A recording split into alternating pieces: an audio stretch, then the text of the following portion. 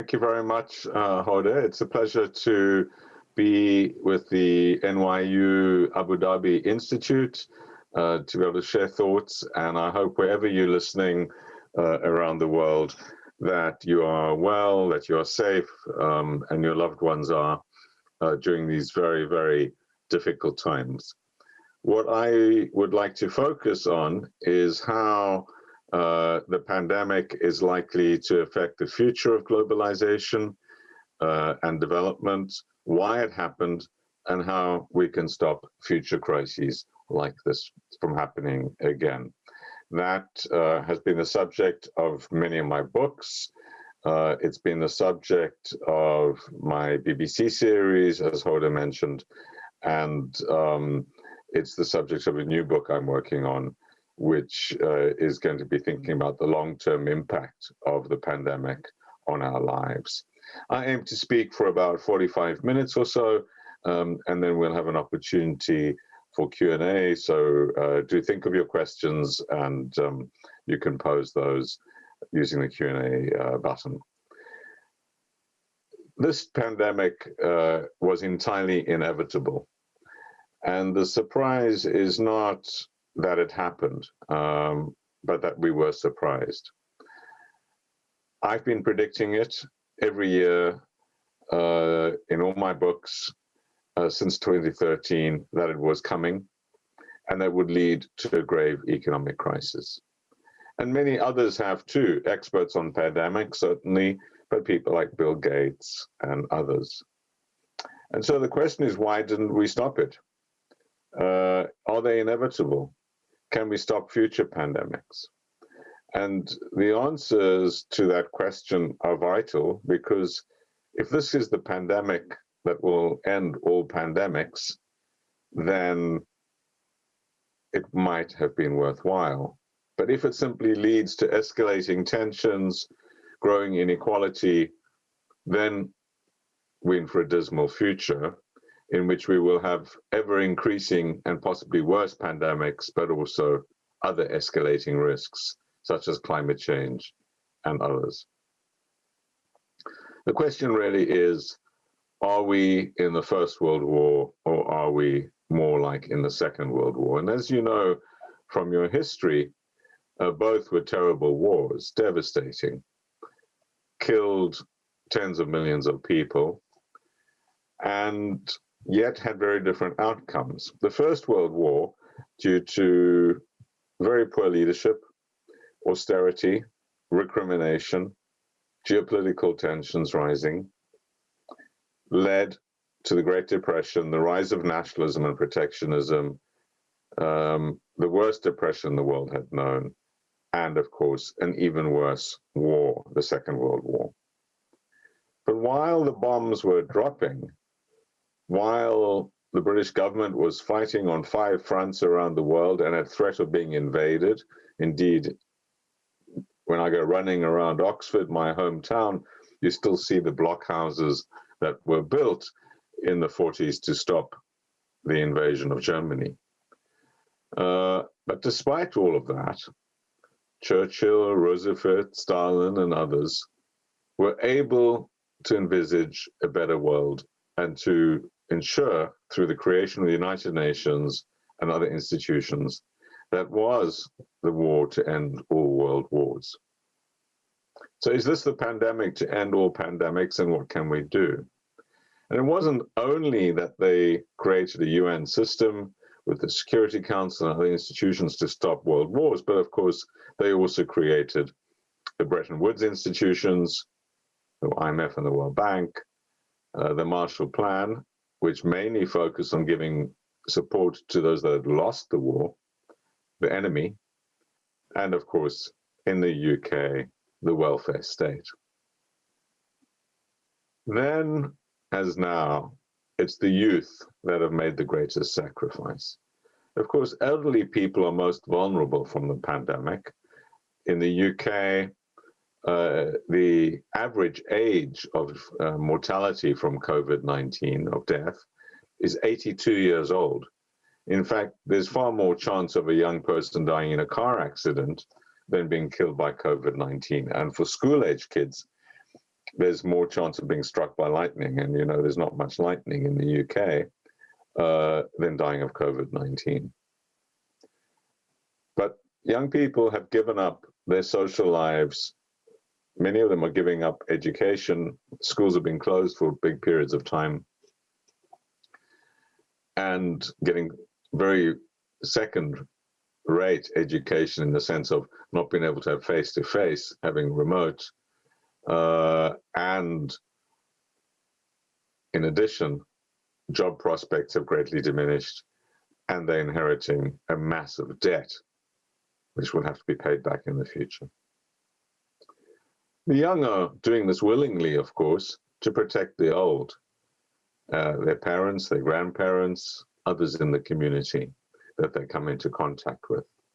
It's a willing sacrifice in the same way as the sacrifice in the Second World War of the young soldiers that went off was a willing sacrifice for their countries and for their communities.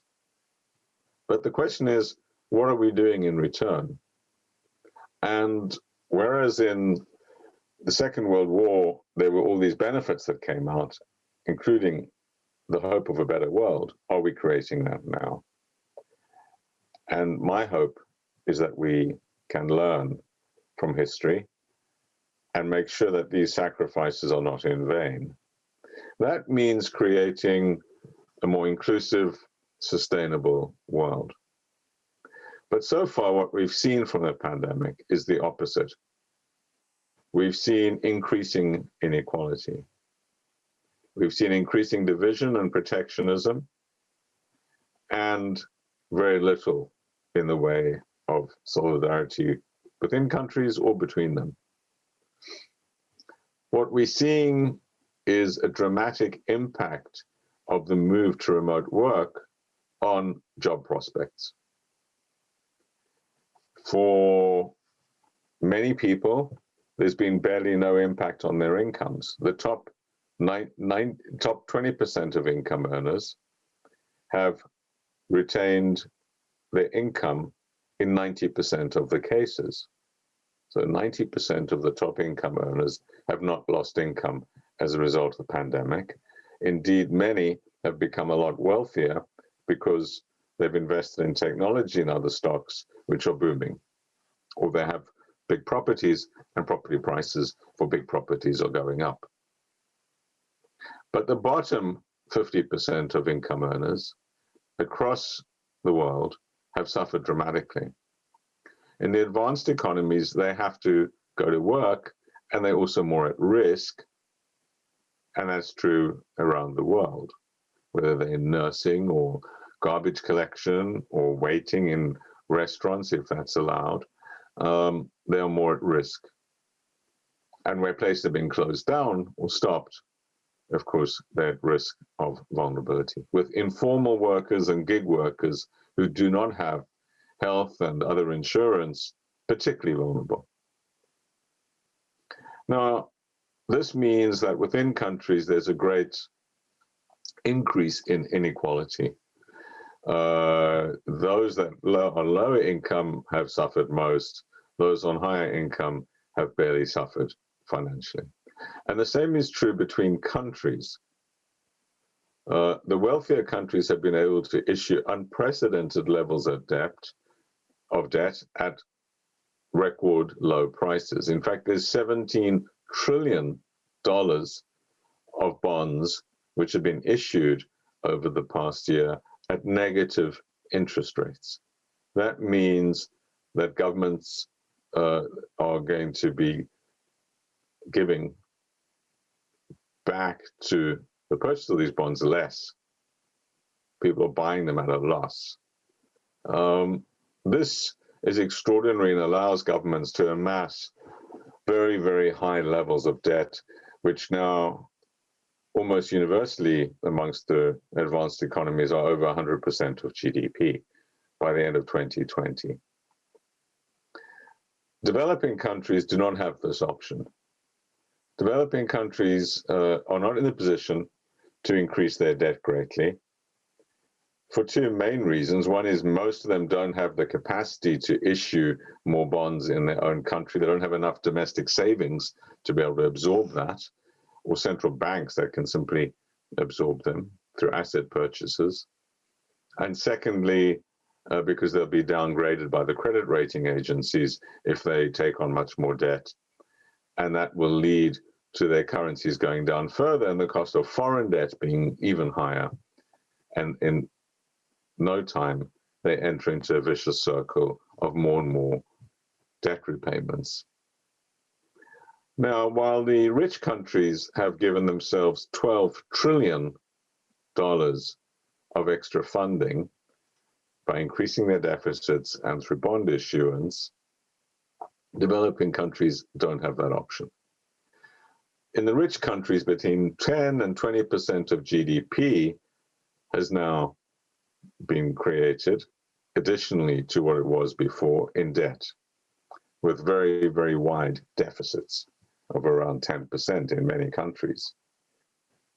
And that is allowing countries that have the resources to support their businesses and their workers. Indeed, in many countries in Europe and in some respects in the US, bankruptcy is effectively being banned and firms are being bailed out to stay frozen rather than to go bankrupt.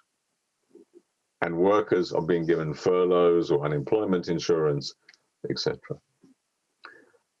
Now, whilst the rich countries have found $12 trillion for themselves, less than 100 billion, 1% of this, less than 1%, has been found for developing countries.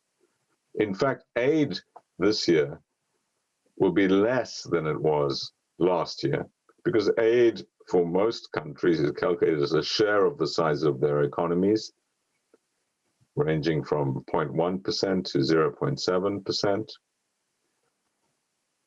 And as the economy contracts, so too does the aid budget. The UK, for example, is likely to give a couple of £billion less in aid this year than last year as a result of this. So at a time when it's never been needed more, the amount of solidarity from the rich countries to the poor countries is contracting. Many more people will die of hunger and starvation than will die of COVID itself, the health impact. There are two developing countries, South Africa and Brazil, which have been particularly adversely affected, Mexico to some extent, Peru, but most African countries have not been, yet the economic emergency will devastate them. And that comes from a variety of different sources. Exports have been greatly constrained, tourism and travel have collapsed, remittances which migrant workers send back have collapsed, taxes have collapsed as the economy is contracted and as shops and other taxpayers have closed down. And of course, the currencies have gone down, which means that the cost of foreign debt is higher. So this is a contraction from all fronts, which is devastating for poor people. Even in those countries that give social security or some safety payments to low-income earners, this is not enough for most families to survive on.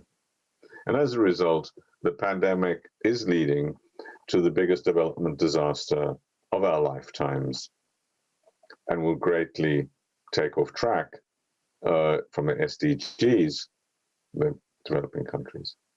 It's not too late to remedy the situation, but it needs to be done urgently.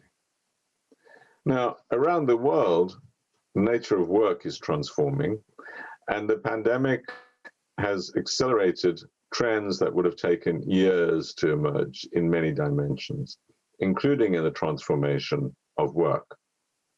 What we're seeing is more rapid automation of work. This was a trend happening anyway, that has accelerated as people prefer robotic production, doesn't people with possibly contagion, but also as with lockdowns, workers can't go to work, and so automated processes are more able to continue production.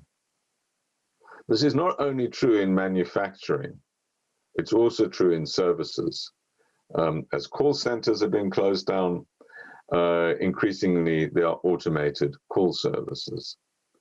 And it happens in other back office functions, administrative functions, in legal, in banking, in accounting, and in many other sectors. This is going to be in the cloud, this sort of service, and so it doesn't create jobs. Very, very few. The automation of jobs, and my group in Oxford has estimated that up to a half of US jobs are vulnerable, almost 2/3 of some jobs in some developing countries are vulnerable, poses a fundamental question about where work is going to come from in the future and where the work will be. There's much controversy around these numbers, and some, like the McKinsey Global Institute, argue that there'll actually be more new jobs than the jobs taken away. And there will indeed be new jobs that come in the fullness of time. The question is, where are those jobs and what skills do they require? And will they be able to provide work to those that are being laid off, that are becoming unemployed as a result of automation? And that is where my concerns are. So incomes will, the gap in incomes will widen. And as we've seen, the number of extremely wealthy individuals will increase too. In the pandemic, the wealth of billionaires went up by 25%, whereas the wealth of the bottom 25% of people went down by over 10 or 15%. This gap has widened dramatically. And the reason partly is that the stock markets have been booming, and particularly the tech entrepreneurs who are in services that are benefited from the pandemic, whether it's Amazon or Google or Facebook or Peloton or Zoom or others, have found themselves to be extremely wealthy compared to where they were before, which was already extremely wealthy. So inequality is rising, and that, of course, can have political consequences.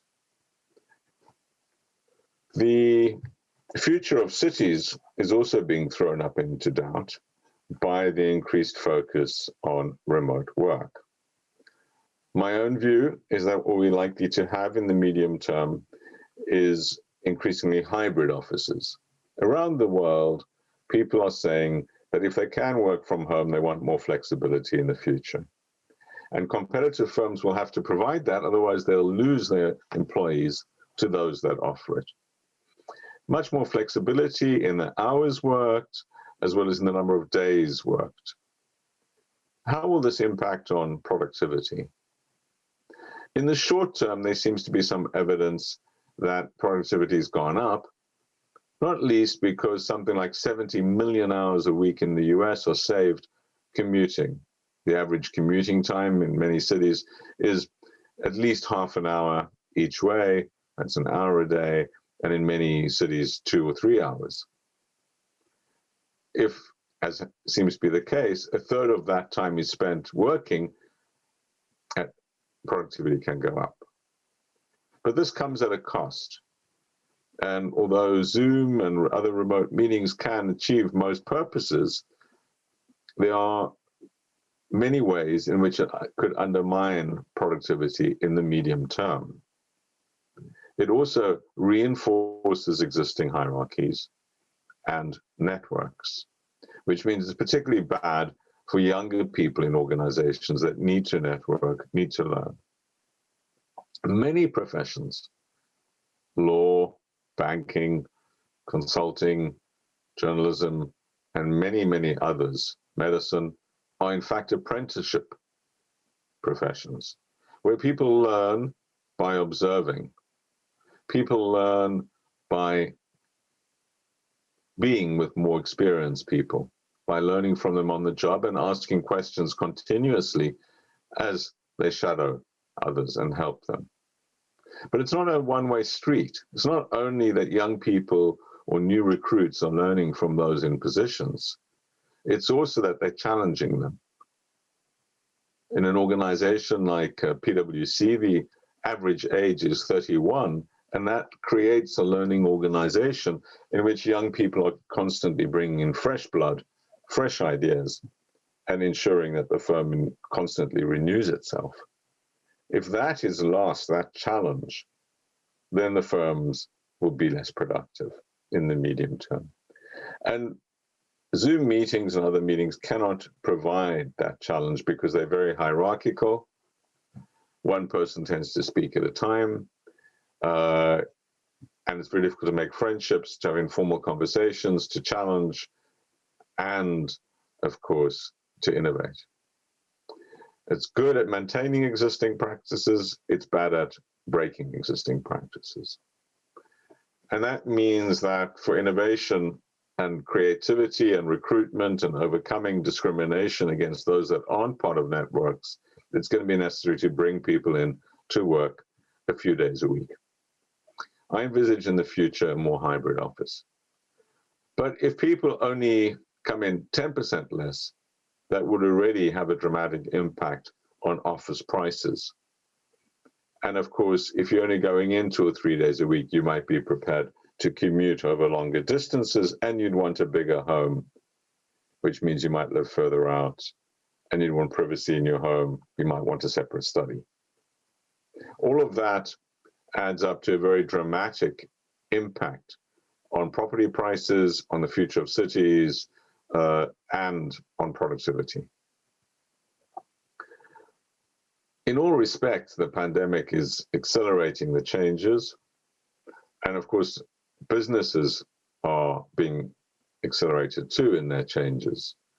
While the pandemic measures in the advanced economies have frozen businesses, as soon as those are withdrawn, we'll see a big shakeout. Many will be obsolescent. There'll be a transformation of where the value is, and we'll see many businesses go bankrupt. Whether it's benefited large firms against small firms is an interesting question, and there seems to be some evidence of that, with large firms accounting for a bigger and bigger share of market value and of employment and other important dimensions of the economy. And that's partly because large firms are more connected. And what's happened in the pandemic is that governments have become more corporatist. Government intervention has become stronger. The pendulum has swung dramatically from the 50-year-old Friedmanite ideas of shriveling the state, the market being the determinant of economic activity. The pendulum has now swung to the state. In times of crisis, it's the state, not the market, that solves your problems. And a growing number of people recognize that having an efficient and effective state is the difference between good and bad pandemic management. What we see around the world is a very different level of pandemic management, depending on the effectiveness of governments. Some governments have done remarkably well, and many of them are very poor, like Vietnam, like Mongolia. In Europe, Greece has done the best and is one of the poorest countries. And countries that are sophisticated and have prided themselves on their scientific expertise, like the US and the UK in Europe, have done particularly badly.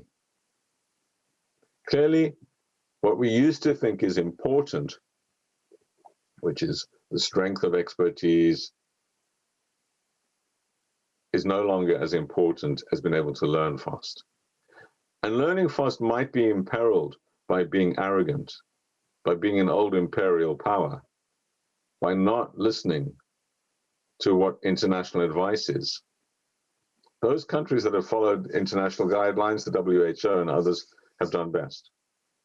Quickly, firmly. This is not about democracy versus autocracy. There are many democratic countries, which have done disastrously.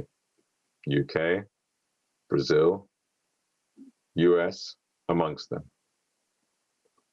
And there are many autocratic countries that have done disastrously too, not least Russia, Turkey.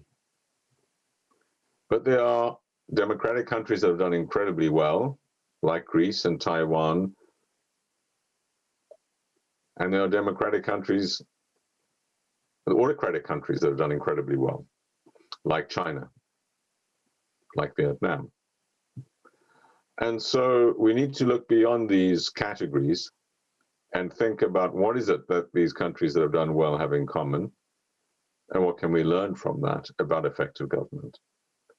And one of the principal rules that I think is emerging is the ability to listen and learn and adapt your local conditions to international best practice.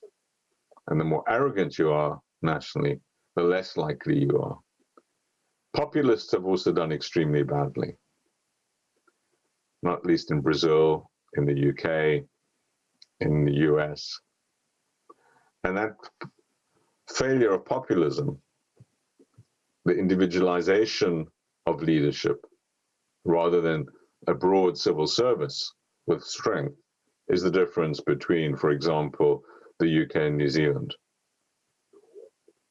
or between Greece and France and the UK. These are amongst the takeaways. What's also been remarkable about the pandemic, of course, is that the taboos have been broken. We were told by leading economists, by the IMF and other institutions, that if governments increased debt beyond 100%, it would be unsustainable. And yet, what we've seen overnight is what seemed impossible, unorthodox, maverick in January is now orthodoxy. In fact, the IMF last week called for more fiscal stimulus and more debt, even though it already has way exceeded its highest ceilings of January. This is not only with respect to debt, where the old taboos have been broken. It's also about what governments can do about regulation, banning flying, forcing us to stay at home, closing schools, doing many things which were unacceptable and only ever happened in wartime before. And even then, not to the degree that's happening now. So the taboos of what governments can do and how powerful they are have broken. The pendulum has swung, and governments are more involved in business. And that's worrying, because it's become more opaque what governments are doing. A lot of what governments are doing is by stealth, without citizens' involvement and transparent, open processes. We've seen that in the UK, for example, many contracts of many billions of pounds have been awarded without the normal tender processes because they're emergencies. And many have gone to friends and family of government leaders. This would not be allowed in peacetime when there was no pandemic, but is happening now, and we see this elsewhere too. Re-establishing that rigor is important, but so too is the need for creative destruction after the pandemic has ended, to ensure that the big firms don't just become bigger and bigger, taking a bigger market share with government support, as that would be very bad for future innovation, for job creation, and for the return of growth. Developing countries' governments have a very different challenge to those of the rich countries, because they have much less capacity in all respects. And for them, it's going to have to be a combination of getting back to where they were before, but getting much more support. It's absolutely essential that the vaccine be distributed globally, that vaccine nationalism be defeated, and that everyone gets this vaccine at an affordable price, which will require a very large level of solidarity and funding from the richer countries. The pandemic will only be defeated when it's defeated everywhere. And that is absolutely essential to understand. Whether the pandemic will result in deglobalization is a key question. But in fact, although many have said it is, I believe that's wrong. In fact, there's a much higher level of globalization in many respects. When I speak to my colleagues developing the vaccine in Oxford, they tell me they've never been more globally connected, studying the genome and its mutation around the world of the pandemic.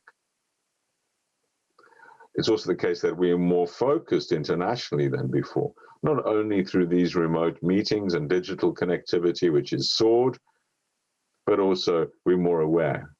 Many people don't know where Wuhan was before February this year.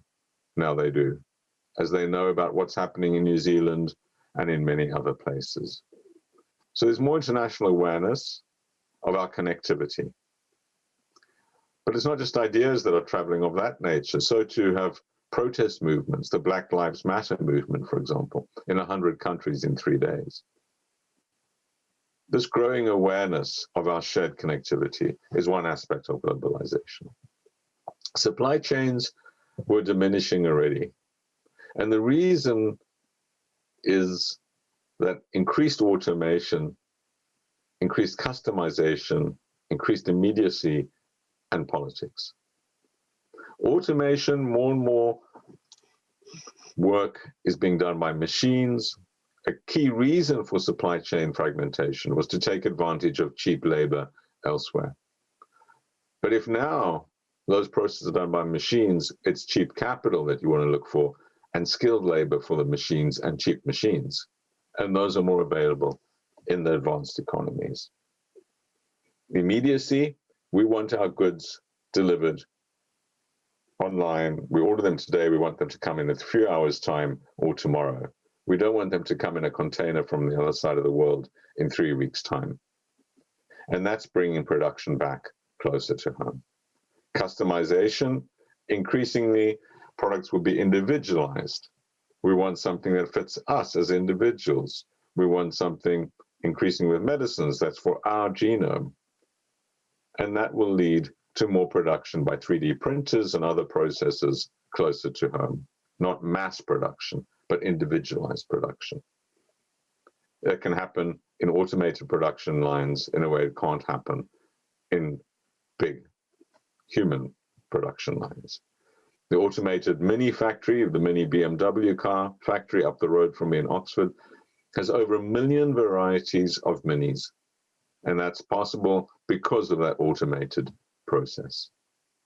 And the fourth reason is, of course, the nationalism and protectionism, which grows with inequality. These things were all bringing production back home in supply chains. But for resilient systems, we need to have distributed production as well. Other aspects of globalization are transforming but not declining. Financial globalization is accelerating and will accelerate further as investors look for yields around the world and as developing countries desperately need bailouts. Over 100 countries are likely to get massive capital injections over the coming years. It's also the case that investments in China have increased despite the political Cold War between the US and China. And that is because they are returning to positive territory in their economy and their markets much quicker. People can make money in China, they can't in the US. And so we're seeing a very big increase in US investment in China. And indeed, we're seeing increases in container traffic as well. The port of Los Angeles has never been busier. US is increasing its share of many, China is increasing its share of many US markets, including with masks and other medical equipment, as well as computers that are needed for home equipment and home remote working. So some aspects of globalization are increasing. Others, like travel and tourism, are likely to bounce back. Business travel, I believe, will be permanently dislocated, come back but at lower levels, because we've learned the cost savings, the efficiency savings, and the benefits for the climate of not attending every meeting we attended before.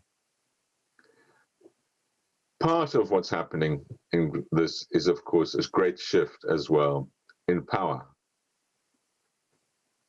And the move to East Asia has been particularly noticeable, because not only China that has benefited by the good handling of the pandemic, but also, of course, Taiwan, South Korea, Vietnam, and other neighboring countries. So the economic center of gravity will accelerate to over East Asia, Southeast Asia, and with that, the political will follow. The Belt and Road Initiative and indebtedness to China, countries become more dependent on Chinese finance, as well as on trade and medical equipment. All of this is leading to a power shift that was happening anyway, accelerating, China becoming the biggest economy and its political power increasing as the US has shot itself in both feet. Not only through protectionism and nationalism is it becoming a bit less a part of the world economy, but through mishandling of COVID and, of course, withdrawal from the WHO and climate agreement. Now, President Biden will restore some of this, but I believe it will continue to be rather isolationist on trade and rather confrontational with China. And that will not benefit the US's place in the new world order. The UK, having Brexited, becomes less and less significant and is really a marginal player in the future going forward. The three key players are China, Europe, and the US. And for Europe, the critical question is how it handles the growing tensions, ongoing tensions between China and the US. My own view is that on certain issues like climate change, they need to work and stopping pandemics much closer with China, as well as, of course, with the US. But that will be challenging given the human rights concerns and other concerns in Europe. On climate change and the environment, the jury's out. Although in the short term, the pandemic has led to lowering maybe by 10% of carbon emissions this year and pollution, which has been most welcome. In the medium term, many of the stimulus packages are very carbon intensive. Indeed, after the financial crisis, although there was a short-term reduction in carbon emissions, in the medium term they accelerated because the fiscal stimulus led to a lot of investment in infrastructure, in steel and cement, which accelerated climate change. It's important the same doesn't happen here, and that the Green New Deals, which Europe has announced, 350 billion euro, South Korea, $80 billion, that sort of deal, where we build back better through green investments, becomes absolutely center stage. Finally, are we able to stop future pandemics? And why was this one inevitable? In my book, The Butterfly Defect, I write about how globalization has increased complexity, and this complexity requires management if we are not to be overwhelmed by it. The super spreaders of the goods of globalization are also the super spreaders of the bad. Airport hubs spread many good things, as of course Abu Dhabi and the Emirates know: travel, opportunity, students, but also other sources of spreading of pandemics. In the same way that financial centers spread investment possibilities, financing possibilities for businesses and individuals to thrive around the world, but also can be the source of cascading financial crises. Cyber servers allow us to have this digital conversation, but also could be the source of cyber attacks into all of our computers. And the unintended spillovers of success are often negative. It's wonderful that so many people are getting energy for the first time in their lives. That's great progress, but that's also led to escalating climate change. It's wonderful that so many people around the world are taking antibiotics, many for the first time. That's led to escalating risk of antimicrobial resistance. And so how do we have these goods of globalization without the bads? How do we ensure that we are able to harvest the benefits and stop the bad, negative consequences of globalization? There's no wall high enough that can keep out these threats. And that's why protectionism, nationalism are the inappropriate response. No wall high enough that's going to stop Miami being engulfed by the ocean as oceans rise when the Antarctic, Arctic, Greenland ice and other ice melts. No wall high enough that will stop a pandemic. It'll be in the country before one knows it. But what high walls do keep out is the ideas, the technologies, the people, the investment opportunities, the students, the tourism, the finance, and the other things we need to thrive, not least the vaccines we need and the scientific collaboration. Most of all, what the high walls keep out is our ability to cooperate. And it's that which is being tested. Are we able to come together to stop the next pandemic? Are we, by learning to work together, able to stop climate change and the other great threats we face? Or is this going to lead to a more divided world? That's what's really at stake here. It's not that governments have to do everything. Cities are very powerful, companies can do a lot, and communities can do a lot to stop these threats. And most of the threats can be stopped by small numbers of players, the Pareto principle. 80% of the threats can be solved by 20% of the players, and many of those not governments, but private companies and others. Pandemics are different. Pandemic is the only threat we face that all countries in the world and all people in the world need to be part of the solution. Because a pandemic can come from anywhere.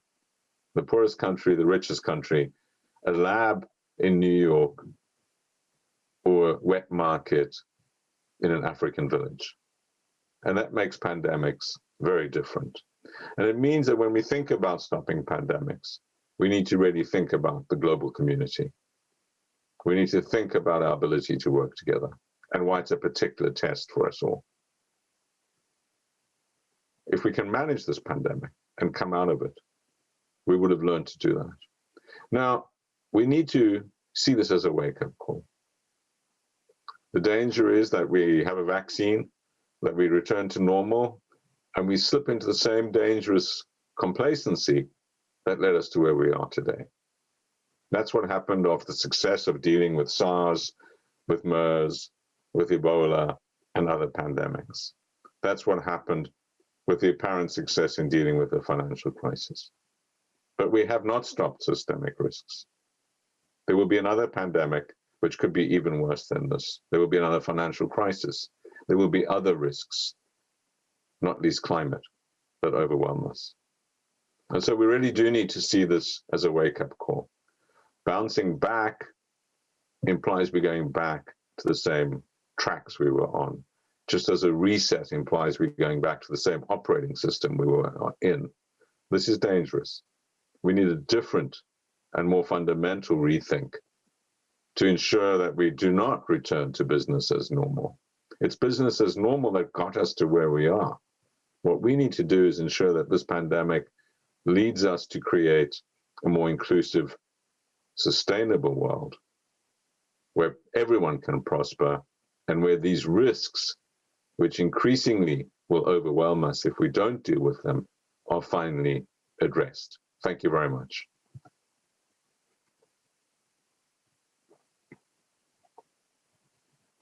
So we now have time, I think. Thank you very much, AM.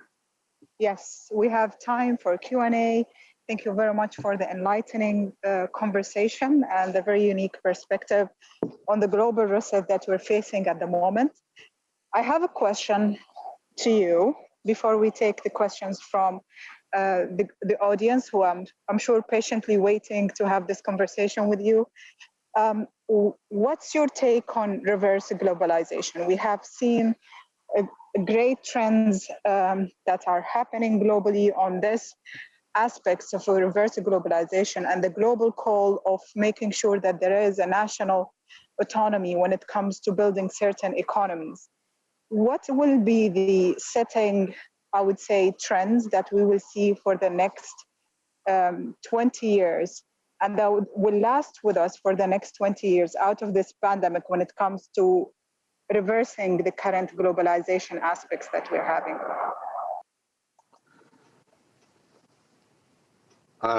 All countries need to ensure that they manage globalization, that they manage what comes across their borders, that they act in their citizens' interests. And I'm not advocating that we should have one country in the world and no borders. Although it's interesting that the one experiment on that, which is the European Union, has been extremely successful. 27 countries in Europe have no borders between them. You can move between them. They have shared their defense force. They've shared their foreign policy. And they're sharing their markets, what's called the single market, the freedoms within Europe to move around. So it's not that you cannot be totally open. You can, but within a group of like-minded countries. The trend towards higher walls, I believe, is dangerous. There's no wall high enough to keep out the challenges. And I think it will slow global growth. It will slow the global search for solutions to the pandemic, but to climate change, to other threats we face. It creates antagonism. It increases the risks of armed conflict. And that it's not beneficial in terms of achieving its end, which is to try and open countries up. The one country that's totally deglobalized is North Korea. And its isolation has not helped since the 1950s. So over a 60-year period has not helped in making it more open. There's no evidence that isolating North Korea has led to its transformation. There are some cases where I do think sanctions are a good idea, including the one that I personally was very involved in, which is South Africa. I think sanctions helped the transformation of South Africa. But isolation generally is something which I don't think we should be thinking about. We should be thinking about more contact and more integration between countries. And there's a real danger now, I think, and we see it in the US, we see it in elsewhere, of this withdrawal from globalization. Some elements in globalization need to be stopped. Illicit traffic in people, for example, children not least. There are guns, the smuggling of weapons. These are aspects of globalization which are terrible. Just like we need to stop pandemics and movements of illicit money laundering, and many other flows. We also need to close tax havens because they stop governments getting the resources they need. So there are many things that need to be done to make globalization more effective, but deglobalization is not going to achieve them. Deglobalization just makes everyone less cooperative and the world more risky. Fair enough. So our next question is from Shrijan Pandey, and he's asking about the future of job. With the nature of jobs transforming into more automated and virtual models, how can governments respond to manual unskilled workers who aren't prepared for this shift? Will there be a shift for jobs for them as well? What do you see on this aspect? I think this question of the future of jobs is absolutely critical. And we don't have the answers for it. We need to find them quickly. The issue is that even if we can create a lot of new jobs, and there's a question mark about that, will they be in the same place? In the US, for example, the jobs that are being lost are in the Midwest, where there's no new jobs in many of these towns, and the jobs that are growing is in California, but the people in the Midwest cannot afford to go to California, they cannot afford to live there, and they don't have the right skills required for the new jobs. And so this transformation, as it accelerates, is going to dislocate more and more people. I think the answer is in stronger safety nets. We need, and that of course requires government money, that requires taxes. We need to be able to guarantee people a minimum income. I'm not for universal basic income because I don't think we should be giving everyone money. I don't think we should be giving rich people money, taxpayers' money. They should be paying, not getting money. But we should have basic income which is that no one in our society starves. No one is below a certain level, and that is going to require a very strong safety net. There's evidence also that when you give people basic income, that they become more willing to take risks. We see from Denmark, for example, which has a strong safety net, there's more small businesses created. There's more entrepreneurial spirit than there is in neighboring countries which have weaker safety nets. So the idea that somehow people get lazy or something is just not borne out by the evidence. So that's what part of it. Training is very, very important. Retraining, especially for people in the middle of their careers who lose their jobs. I think it's very important to think about flexibility in terms of movement, because the new jobs are in different places to the old jobs. So how do people go to where the new jobs are? And that requires more flexibility in housing markets, enabling people to move more in schooling, in pensions, in childcare, in dependent care. It's those things that often are the reason people can't move, because they can't get their kids into a new school, they can't leave their elderly parents, they can't afford property in where the new jobs are. And all of focusing on those issues about how do you create a more flexible economy that's fit for the 21st century. All of these dimensions are important. They all mean that you need a government that's capable. And you need a government not only capable in one state, but in multiple states, because you're going to be leaving one state to go to another, in the US, for example, to get a job. So that's part of what I would see as the answer. I don't think we can stop technology and ban automation.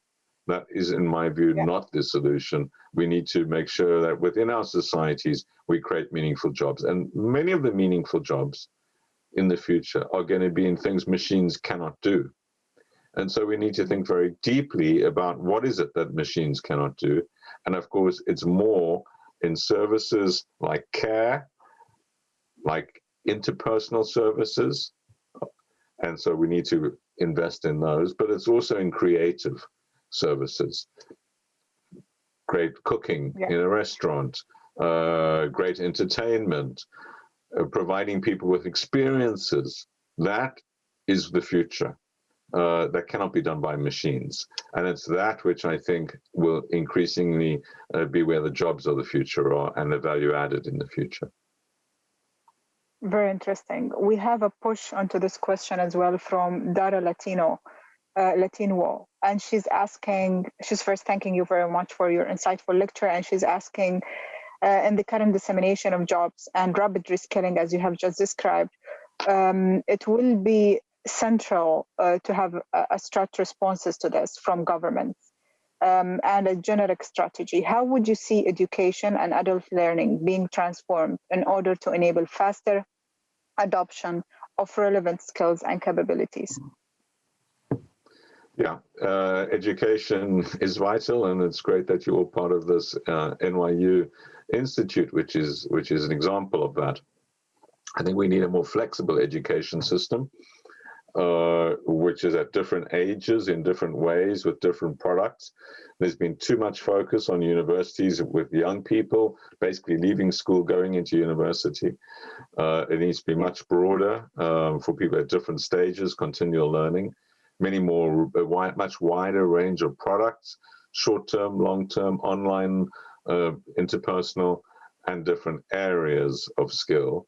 One of the disconnects we've seen now is that many elderly people don't feel comfortable digitally, and overcoming those barriers is important.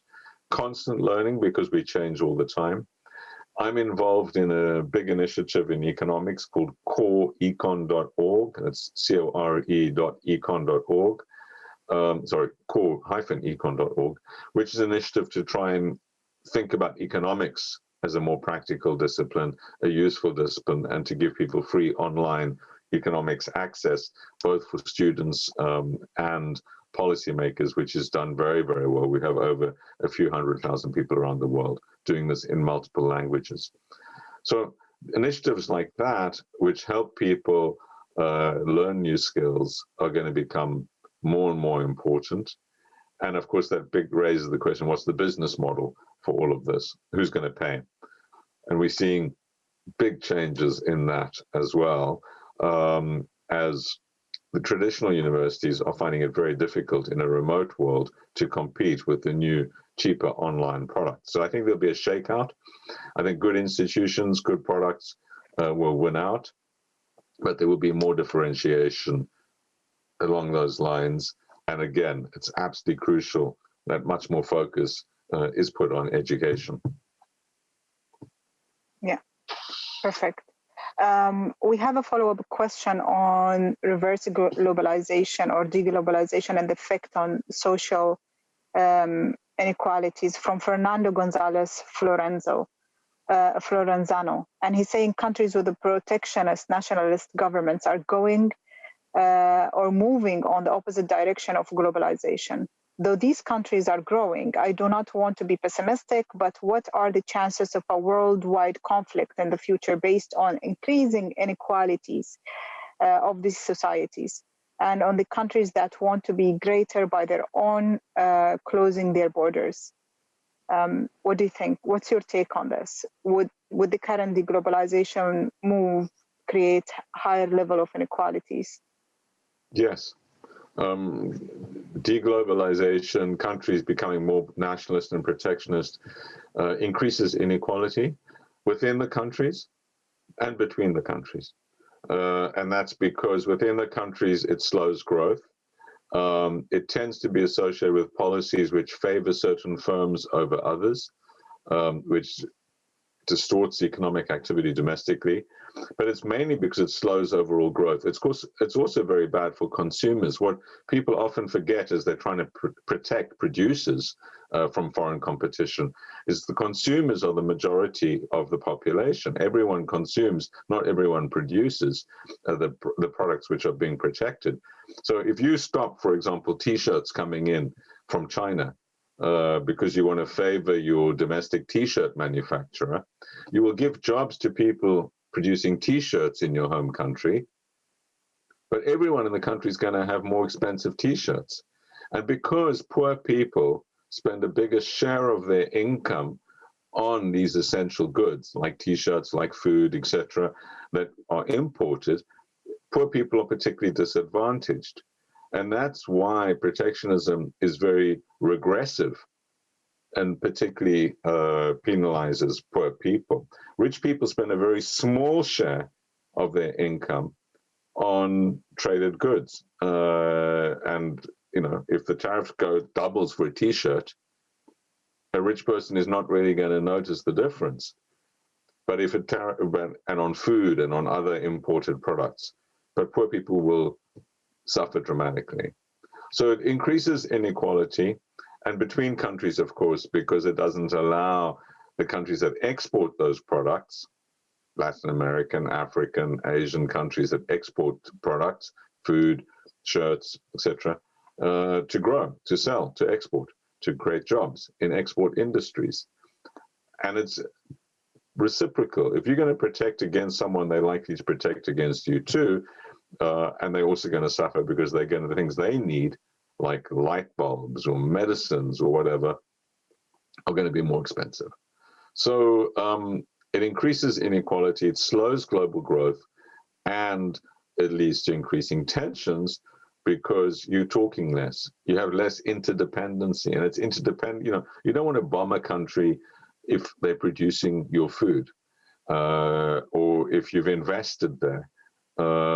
Whereas if you have nothing to do with them, then you're more likely to not understand them, to not be friends with them, with people there, not have visited them as tourists, and not suffer if they suffer. And so it has very negative spillovers which escalate over time. A key question, of course, is what is going to happen with the Biden presidency. Does that change the US? And my view is in some respects it will, at least on issues like the World Health Organization and climate. I think we'll see the US come back very quickly and be part of the global community.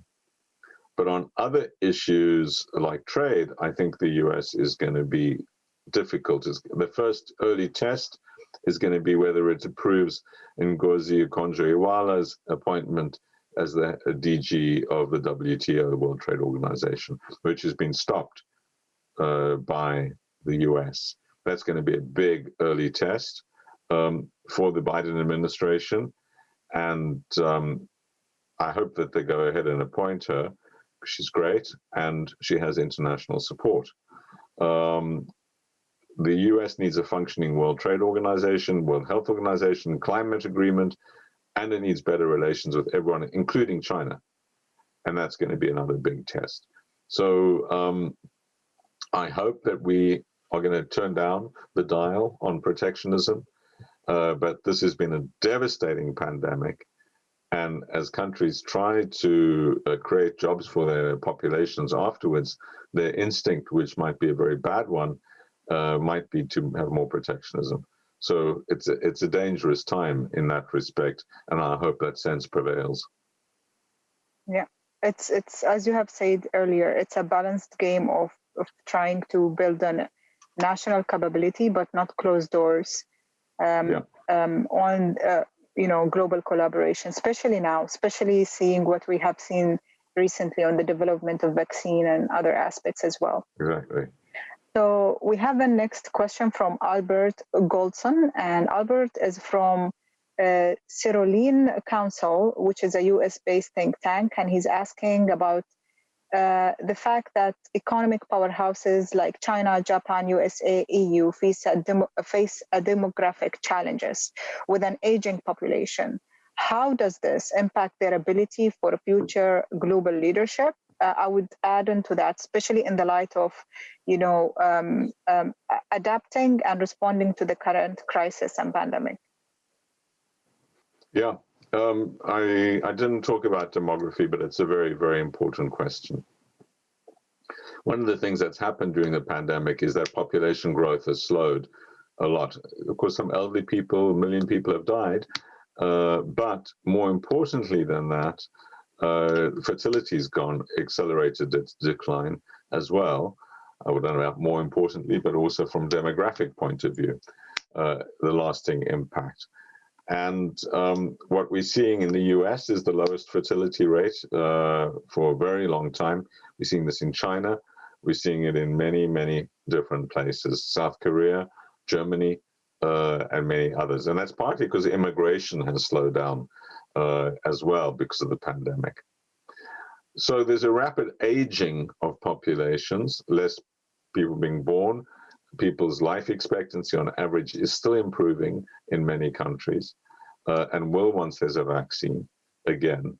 And that means a rapid aging of workforces. Now, this has many, many implications. In China, there are 4 million less workers this year than last year. And that means that wage costs will go up in China quite dramatically. In fact, some people say that China's already reached peak population. I don't think so. I think it'll increase for another 5-10 years, but it's definitely reached peak workforce, the size of the workforce. And in Europe, the similar things are happening where we see workforces contracting, and they will in the US as well. Immigration is one question, but even if immigration was very high, it wouldn't compensate for some of these demographic trends. So this has many implications. The elderly become a bigger share of the vote. I think we'll see an end to retirement. That's going to be accelerated by the fact that very low interest rates mean that pensions are going to be worth less and less. The investments that pensions have in relatively low-risk assets like fixed income are getting lower and lower returns. In fact, some of them now have gone negative. And that means that you have to save more and more and more and more for an equivalent standard of living in your old age. That means you consume less and less and less. And that has dramatic implications for growth and demand, which is a very worrying feature of this, which is one of the reasons we need more and more stimulus to put more and more money into the system, because savers are not going to do it. So this has dramatic implications.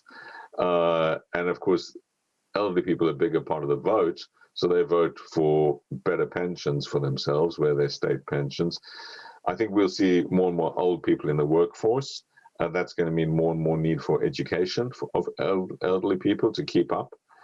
And it's going to mean that young people have to wait longer and longer to become CEOs and to rise up in organizations, which will make them more frustrated. So there are many things going on here.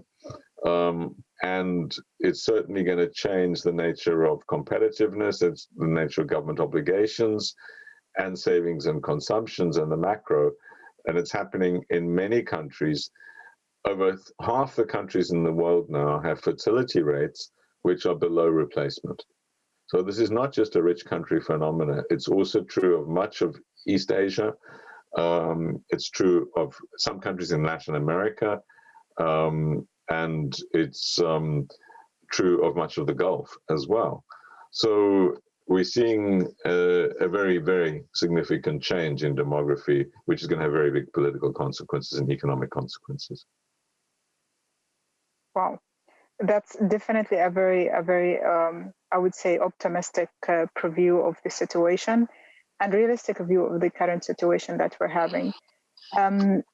We have a question from Sandus Azzi, which is again a follow-up on education, and I love this kind of celebration of how education should evolve given the current, crisis that we have and the current the stress of the pandemic that we have. And she's asking, what about the future of education with some countries where we are seeing the atmosphere and the tension being pushed into adapting a digitalization aspects of having distance learning, schooling, and the challenges that faces developing countries to join into the force of these norms of education. How would you see the future digital educational platform when it comes to building a holistic and inclusive platforms for the different demographies and as you have just described, and the different populations around the world? Yeah. I think what the pandemic has highlighted in this dimension, as it has in so many others, is the inequalities. Firstly, you need good connectivity and broadband, and that is highly, highly uneven in different places. So that's one key dimension. Another key dimension is whether people have privacy at home. If you're living 6 to a shack, as people do in much of Africa, and in parts of Latin America and Asia, you can't really learn. If you don't have electricity at night, you can't really be connected.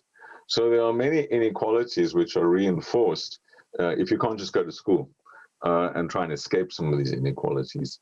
And that pushes the need to have this infrastructure to overcome it. And also that while remote learning is an option for many people, if we go to it, we need to understand that we need to overcome some of the underlying inequalities.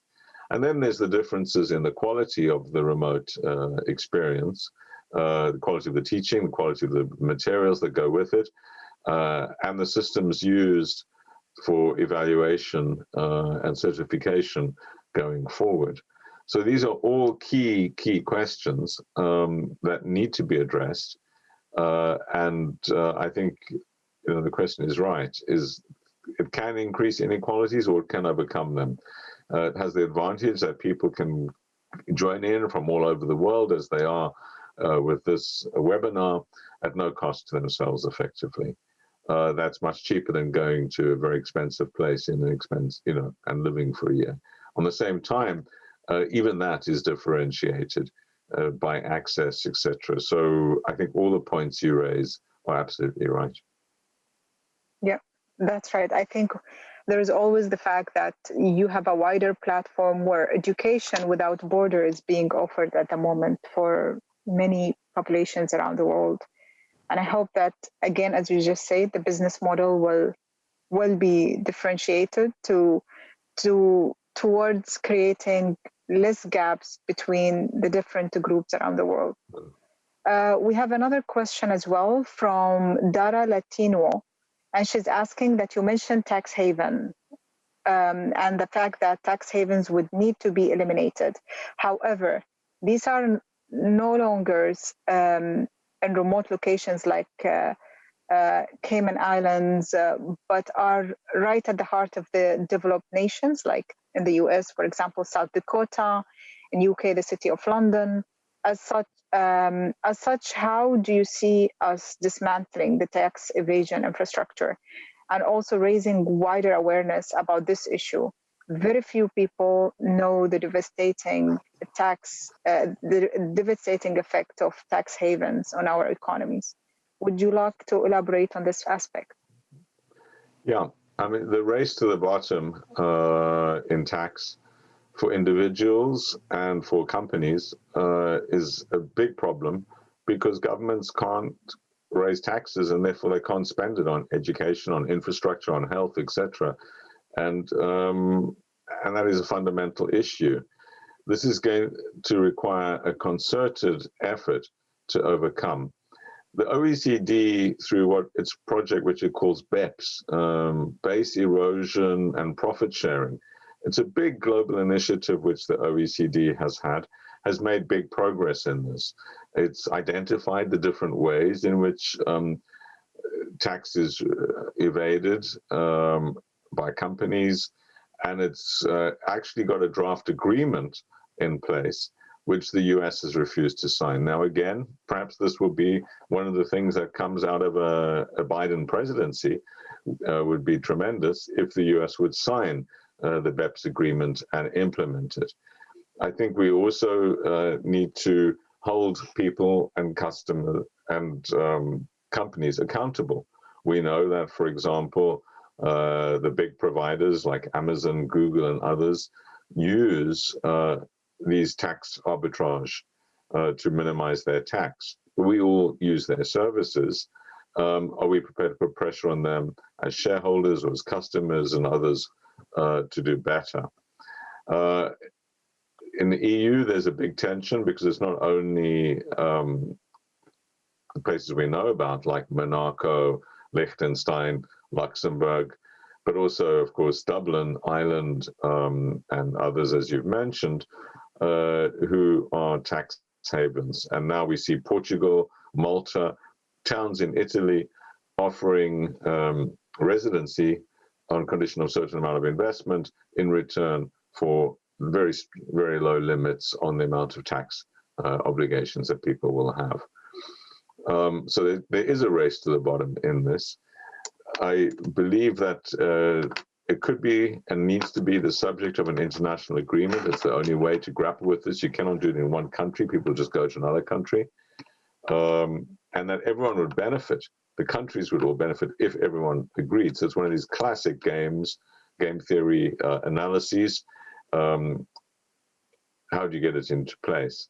And this is, we talked about the need for cooperation to manage pandemics, to climate change and others, but this is another example where we have to do it. But it's not only governments that have to act. I think consumer groups can also, shareholders, really expecting our companies to pay their fair share to societies is part of the solution. Perfect. I think we have a question as well from NHGoli, who is asking, how do you see the future of certain political and economical separation within specific economies, as in the Brexit and the UK, in the light of the current pandemic? If you have, I think it's a very wide aspect to comment on in the current platform, but if you have any take on this that you would like to share, we'll appreciate it. Yeah, well, on Brexit specifically, I think it's a terrible, terrible mistake for the UK. I was one of a group of economists. We had over 500 who signed a petition, a letter, saying we thought it was a very bad idea. And the pro-Brexiteers really couldn't find any credible economists, maybe they got 5, who supported the idea. It doesn't make any economic sense. It's a political move. The UK will be greatly diminished economically. We will see, on top of the pandemic, a lot of difficulty in the coming years in the UK as a result of this.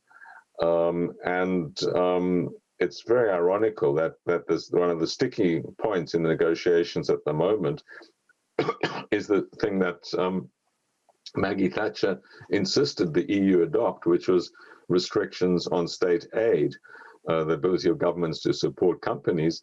Now the UK is saying this is a major reason of disagreement, 180 degrees different to what Maggie Thatcher would have said.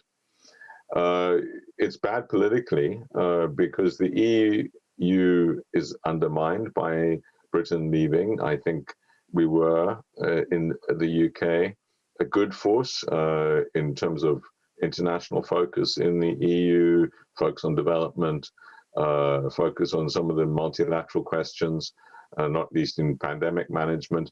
The UK was a good contributor to the EU playing a big role globally, and also on climate change. The EU will be fine without the UK, but the UK now has no voice globally compared to when it had a lot of leverage through the European Union. So the UK's global leverage has declined, its economic position will decline, and it won't be long before it's out of the top 10 countries in the world politically and economically, whereas it was in number 2, 3, 4 before Brexit. So this is a very, very rapid decline in it. We hope in Oxford we're still rated number 1 in the world, so that's a big issue for us. We hope to stay there, but it's more difficult because of Brexit, because we depend for about 20% of our budget on support from European financially, the European Union's research budgets. We collaborate on many European research collaborations where we are the lead. That can no longer be the case after Brexit. And we have many foreign students and foreign faculty who will be paying more. The foreign students will be paying more because of Brexit, and the foreign faculty will have to apply for visas and be feeling maybe less welcome, and their family members might not be able to work, etc. So it's bad in every respect, soft power, hard power, financially, politically. In the medium term, it might be good for Europe because it'll wake Europe up, and we're already seeing that.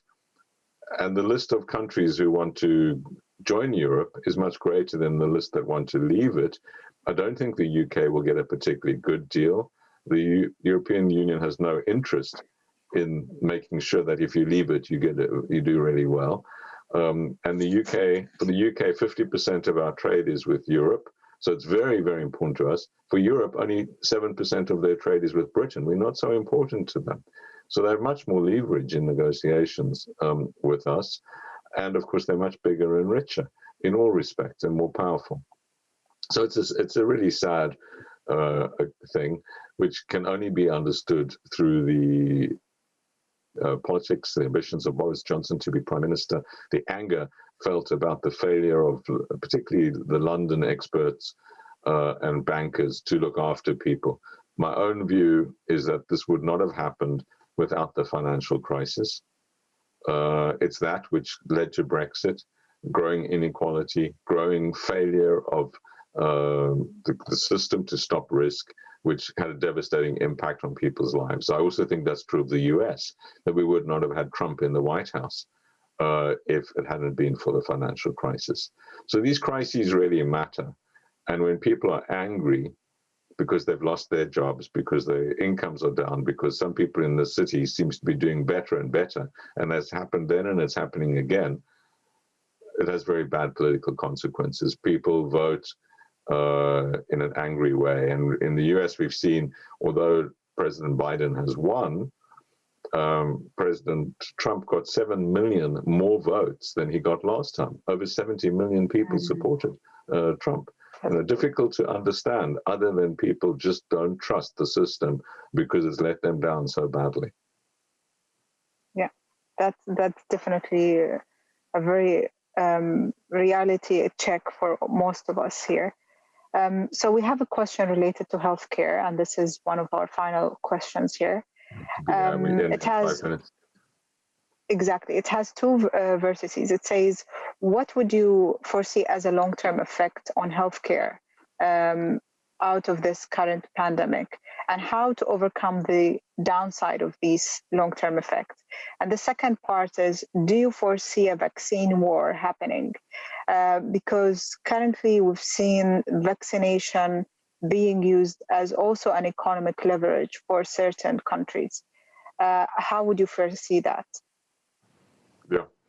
On the health consequences, the short-term consequence in other health areas is extremely negative, both in the rich countries where we've seen a big increase in deaths from heart, cancer, and other problems that have been neglected because of the focus on COVID, and in developing countries because we see much higher levels of malnutrition, the same issues, but also much higher rates, for example, of malaria and other problems, collapse in vaccination programs because people can't travel, etc., because there's no money.